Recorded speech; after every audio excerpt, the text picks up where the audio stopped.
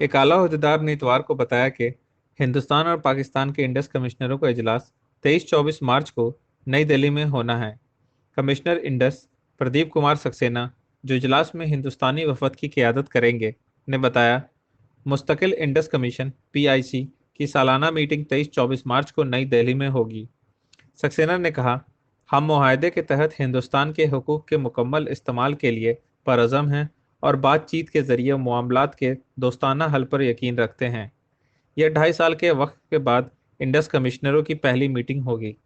भारत पाकिस्तान मुस्तकिल Indus commission (PIC) की आखिरी मीटिंग 29-30 अगस्त 2018 को पाकिस्तान के शहर लाहौर में हुई थी।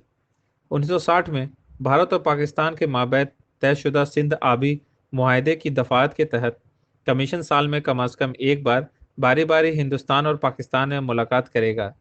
इस मुआहदे की एक शर्त में यह कहा गया है कि यह बाकायदा सालाना इजलास नवंबर में या इस तरह के दूसरे महीनों में होगा जिसमें कमिश्नर के माबैन इत्तफाक राय हो सकता है। इस कमीशन का इजलास गुज़िश्ता साल मार्च में होना था, लेकिन इसको कोरोना वायरस वबाई बीमारी के फैलने के पेश नज़र इजलास को मनसूख करना पड़ा।